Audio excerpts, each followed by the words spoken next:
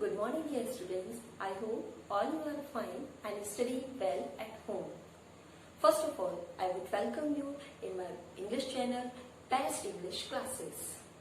So today, we are going to learn a very important poem of class 9th, that is The Road Not Taken, written by Robert Frost. Actually इस poem के बारे में मैं थोड़ी सी आपको knowledge दे दूं। ये जो पोएम है वो सबसे पहले 1961 में माउंटेन इंटरवल के अंदर पब्लिश हुई थी। एक बुक पब्लिश हुई थी रॉबर्ट फ्रॉस्ट की, जिसके अंदर ये पब्लिश हुई थी। और इस माउंटेन इंटरवल की ये फर्स्ट पोएम है the road not taken.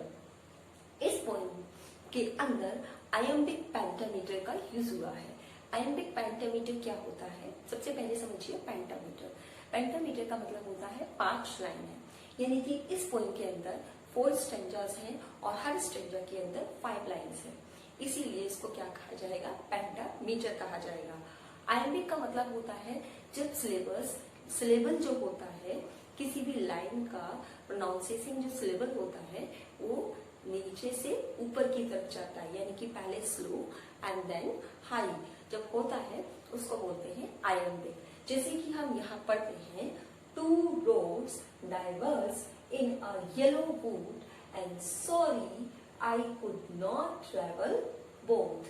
And be one traveler, long I stood and looked down the one as far as I could, to where it went in the undergrowth.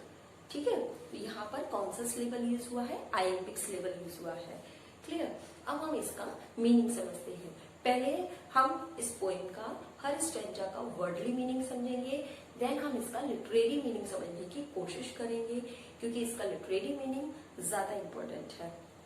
ठीक है, तो right, poet क्या कहता है कि मैं एक ऐसी जगह पर खड़ा हुआ हूँ, एक ऐसे जंगल के पास खड़ा हूँ। येलो वुड यानी कि ऑटम सीजन में पेड़ पौधों की जो पत्तियां होती हैं वो येलोइश हो जाती हैं, तो वो एक ऐसे ऑटम सीजन के टाइम में जंगल के बाहर खड़ा हुआ है जहां पर 2 रास्ते वहां से गुजर कर जाते हैं, और ये 2 रास्ते में से राइटर को, पोइट को एक रास्ता चूज करना है।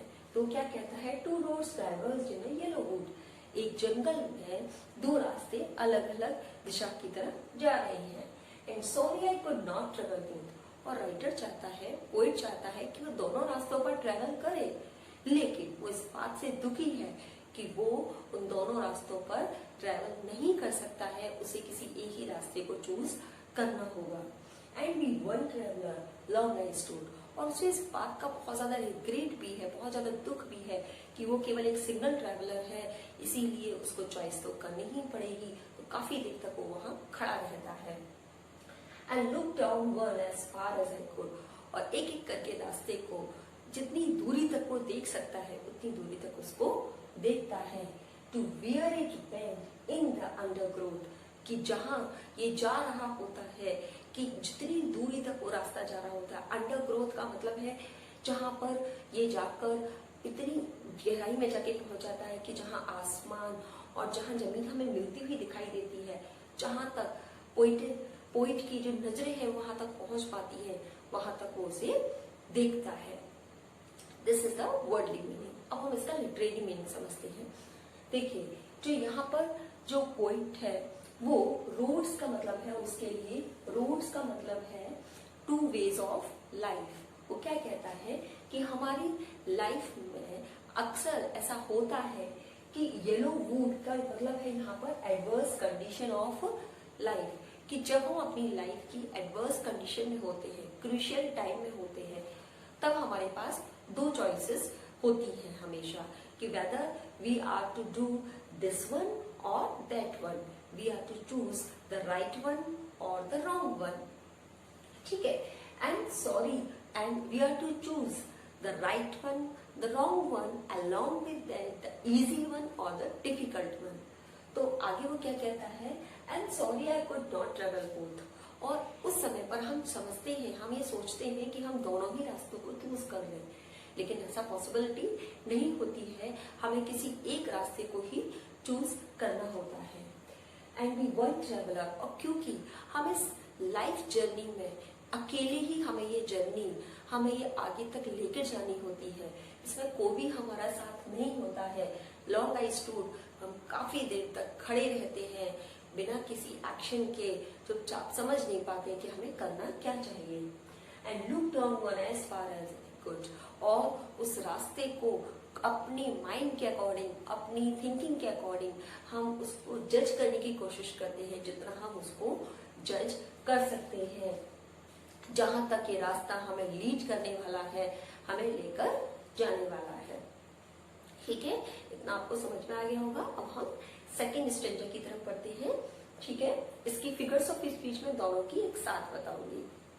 जैसे कि मैंने आपको बताया पहली में स्ट्रेंजर में द रोड्स जो है वो किसको कंपेयर कर रहा है, टू वेज ऑफ लाइफ को कंपेयर कर रहा है। तो यहाँ पर और yellow would adverse time of human life, तो यहाँ पर कौन सी फिगर्स ऑफ स्पीच है, यहाँ पर फिगर्स ऑफ स्पीच है दैट इज मेटाफर। यहाँ पर कौन सी फिगर्स ऑफ स्पीच है, मेटाफर का यूज हुआ है। मेटाफर क्या होती है, जब हम किन्हीं दो लोगों का कंपैरिजन करते हैं, लेकिन कंपैरिजन के लिए वर्ड्स का यूज नहीं करते हैं, तो वहां पर कौन सी फिगर्स ऑफ स्पीच होती है, मेटाफर। तो यहाँ पर कौन सी फिगर्स ऑफ स्पीच है, मेटाफर है।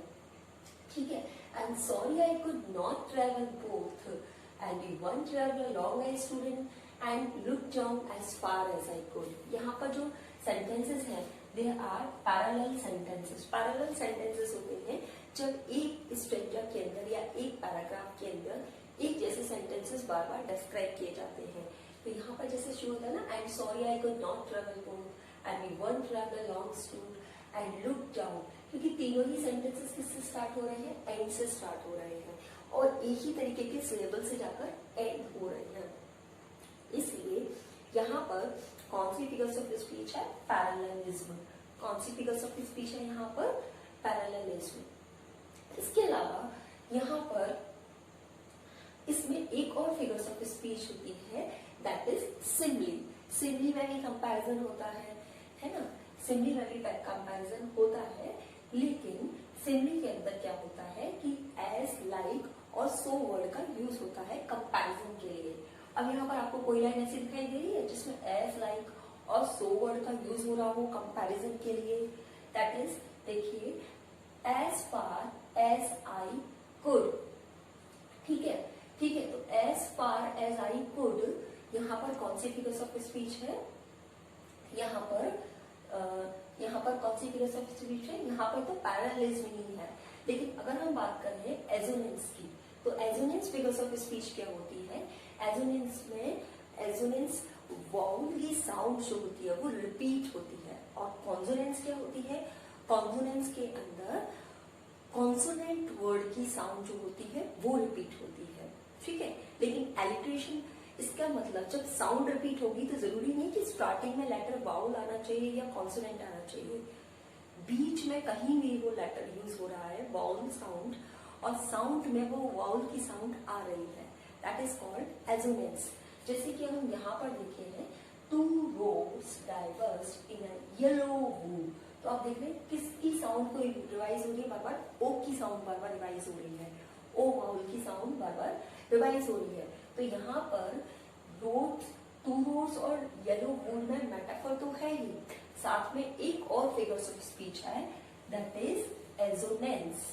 ठीक है, आगे देखिए and sorry I could not travel both, यानी कि सब जगह यहाँ पर भी ओ की साउंड रिपीट हो रही है। ठीक है, तो यहाँ पर कौन सी फिगर्स ऑफ स्पीच है, एजोनेंस है। And look down one as far as I could. अब यहाँ पर अगर हम देखें, ठीक है, देखिए roads diverged yellow wood, roads diverged wood, है ना, इसमें डी की साउंड जो होती है वो बार बार रिपीट होती है।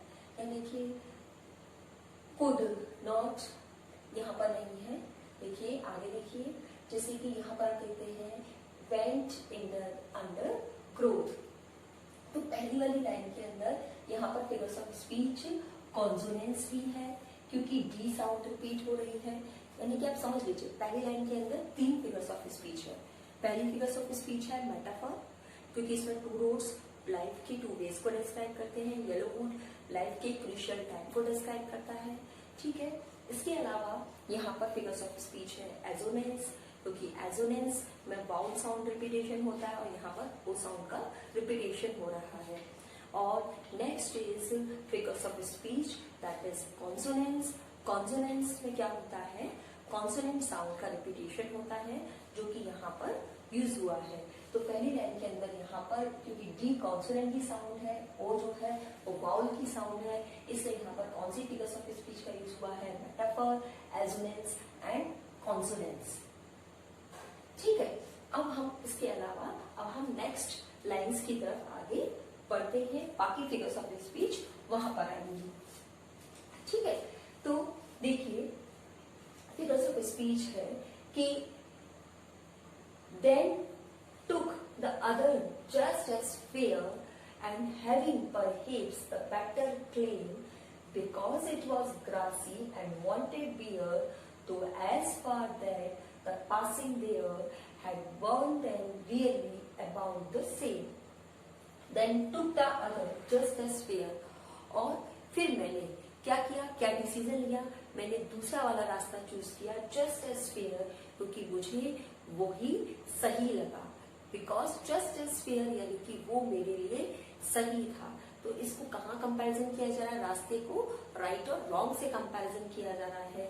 यहाँ पर कौन सी फिगर्स ऑफ स्पीच हो गई, यहाँ पर फिगर्स ऑफ स्पीच हो गई सिमली।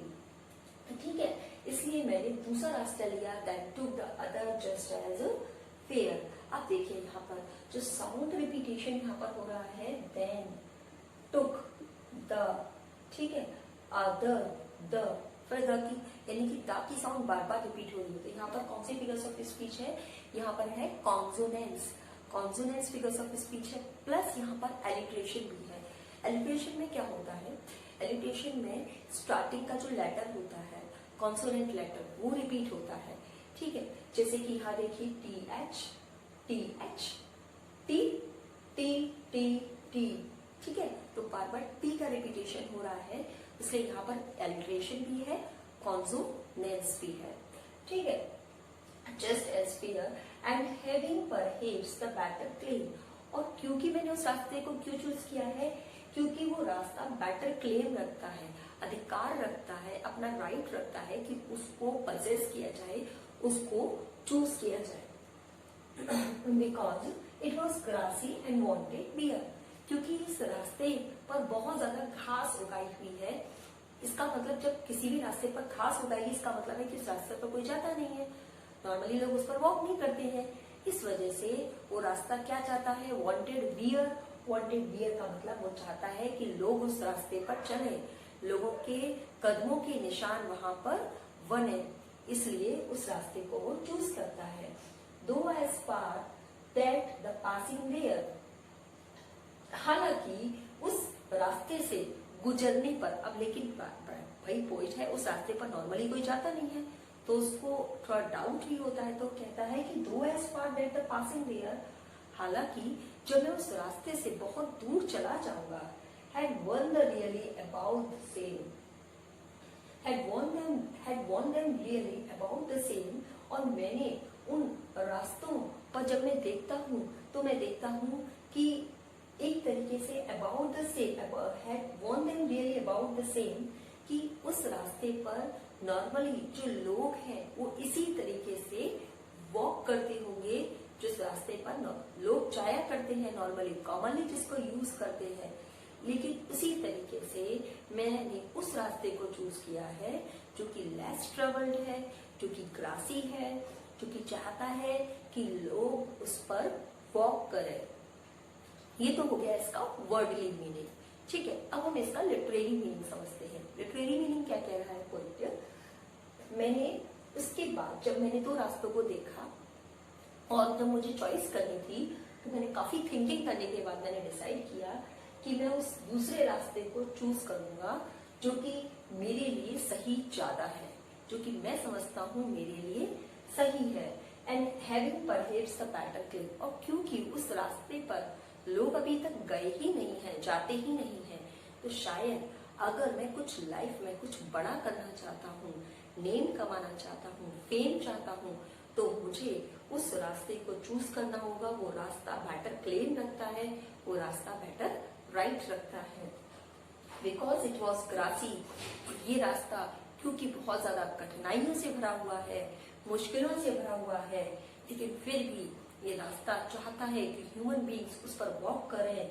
एंड जबकि मैं उस रास्ते से काफी दूर निकल जाऊंगा, ठीक है, और मैं उस रास्ते से निकल जाऊंगा, had worn them really about the same, और मैं उन पर चल लूंगा जैसे कि लोग आगे चलते हैं, तो शायद मेरी लाइफ में कुछ चेंजेस आएंगे, कुछ डिफरेंसेस आएंगे। इसलिए मैंने उस सेकंड वे को चूज किया। तो इसमें मैंने आपको समझाया कि जो फिगर्स ऑफ स्पीच मैंने आपको बताई थी, एक तो मैंने बताई आपको एजोनेंस एंड सेकेंडली मैंने आपको बताई एलिट्रेशन। इसके अलावा एक और फिगर्स ऑफ स्पीच है जस्ट एज फेयर।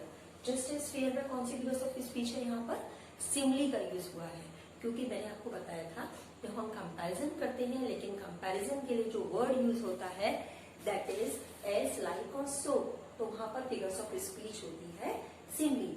तो यहाँ पर कौन सी फिगर्स ऑफ स्पीच का यूज हुआ है? सिमली का यूज हुआ है यहाँ पर, ठीक है। इसके अलावा यहाँ पर कौन सी फिगर्स ऑफ स्पीच का यूज हुआ है? यहाँ पर पर्सोनिफिकेशन का भी यूज हुआ है। पर्सोनिफिकेशन का कैसे यूज हुआ है? It was grassy and wanted wear. Wear का मतलब ऐसा हम नॉर्मली समझे तो क्या होता है? वियर का मतलब होता है कपड़े पहनना, है ना, वियरिंग करना, ड्रेस पहनना, दैट इज कॉल्ड वियर। अब एक रास्ता है जो कि घास से भरा हुआ है, लेकिन क्या वो अब वांटेड वियर चाहेगा, यानी कि कपड़े पहनेगा? ये कपड़े पहनना, ड्रेस पहनना, ये तो किसका काम है? ह्यूमन बीइंग्स का काम है। ये किसी नॉन लिविंग थिंग का काम तो है नहीं है। यानी कि हमने नॉन लिविंग थिंग को क्या बना दिया? हमने लिविंग बना दिया। इसलिए यहाँ पर कौन सी फिगर्स ऑफ स्पीच का यूज हुआ है? यहाँ पर फिगर्स ऑफ स्पीच का यूज हुआ है personification. It was grassy and wanted wear. इसमें कौन सी फिगर्स ऑफ स्पीच का यूज हुआ है? पर्सोनिफिकेशन का यूज हुआ है, ठीक है। इसके अलावा आपको और इसमें कोई फिगर्स ऑफ स्पीच दिखाई नहीं देती है, ठीक है। तो अब हम अभी जो स्टैंजास इसके रह गए हैं, 2 मोर स्टैंजास, उनको स्टडी करने की कोशिश करते हैं।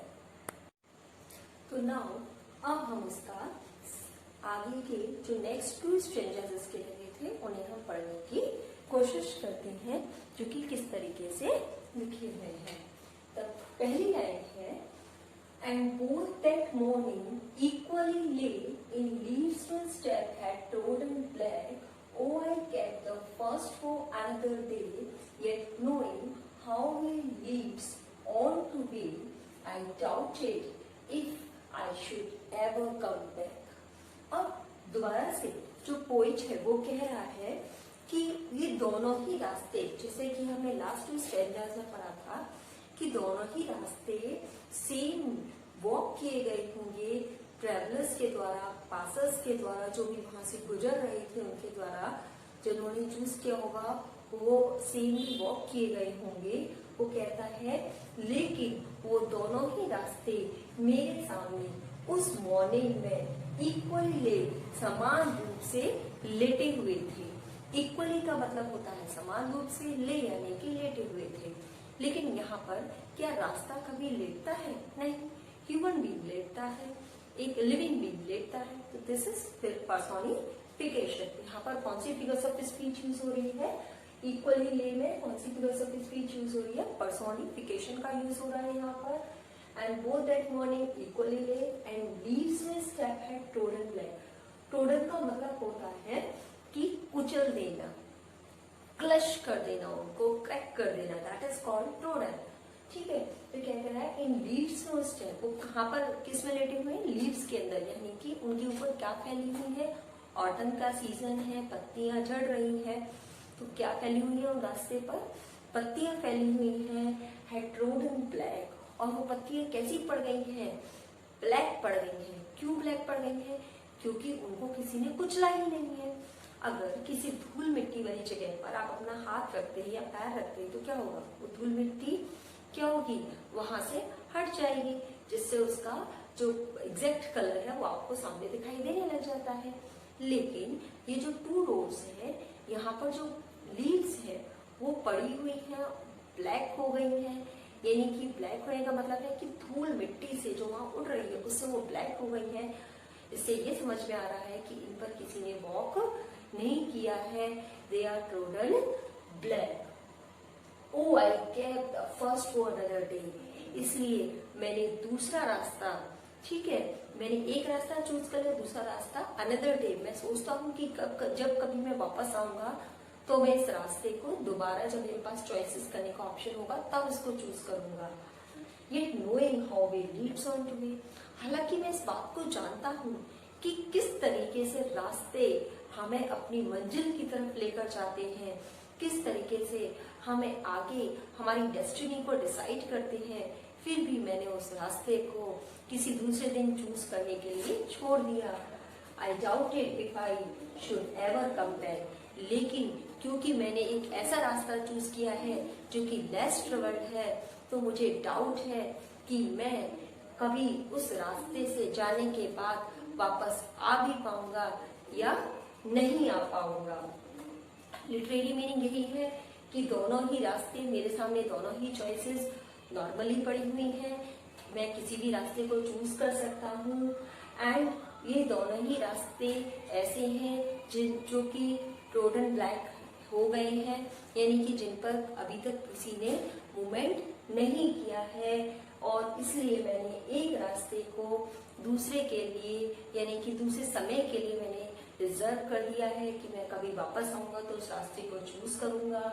लेकिन मैं इस बात को अच्छे से जानता हूँ कि जो भी हम अपनी लाइफ में रास्ते चूज करते हैं, जो भी वेज चूज करते हैं, वही हमारी डेस्टिनी, हमारा फ्यूचर, हमारा सब कुछ डिसाइड करते हैं। और लेकिन फिर भी मुझे डाउट है, क्योंकि मैंने एक ऐसा रास्ता चूज किया है जो कि लेस ट्रेवल्ड है, कि मैं वापस आ भी पाऊंगा या नहीं आ पाऊंगा। ठीक है, यहाँ पर डी साउंड का रिपीटेशन हो रहा है, doubted if I should ever come back. ठीक है, यहाँ पर डब्ल्यू साइन का रिपीटेशन हो रहा है, yet knowing how way Leeds on two way. तो डब्ल्यू साउंड का रिपीटेशन हो रहा है। पहली लाइन में कौन सी फिगर्स ऑफ स्पीच मैंने आपको बताई, पर्सोनिफिकेशन बताई। इस वाली लाइन में कौन सी फिगर्स ऑफ स्पीच है, क्योंकि यह डब्ल्यू साउंड का बार बार रिपीटेशन हो रहा है, तो यहाँ पर कौन सी फिगर्स ऑफ स्पीच है, यहाँ पर कॉन्सोनेंस है। कौन सी फिगर्स ऑफ स्पीच है, यहाँ पर कॉन्सोनेंस है। ठीक है, अब आगे हम बढ़ते हैं।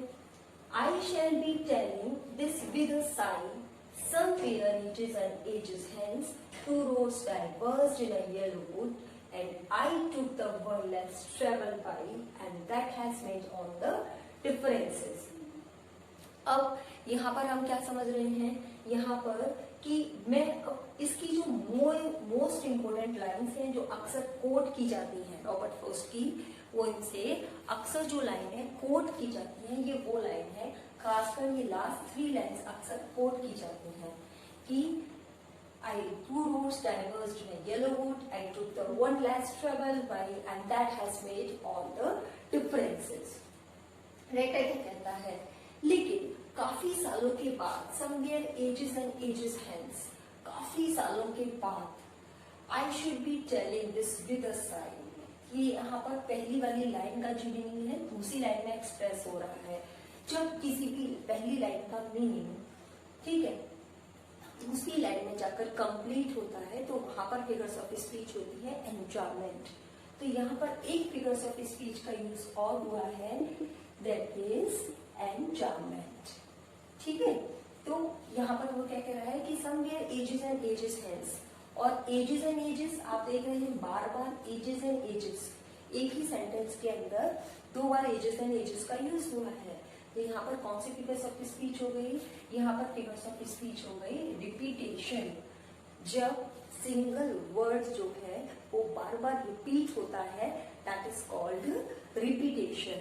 तो हमने यहाँ पर फिगर्स ऑफ स्पीच समझी, एंजॉयमेंट है और रिपीटेशन है। यहाँ पर आपसे अगर इतना पूछा जाता है समवेयर एजेस एंड एजेस हैं, तो यहाँ पर कौन सी फिगर्स ऑफ स्पीच है, रिपीटेशन।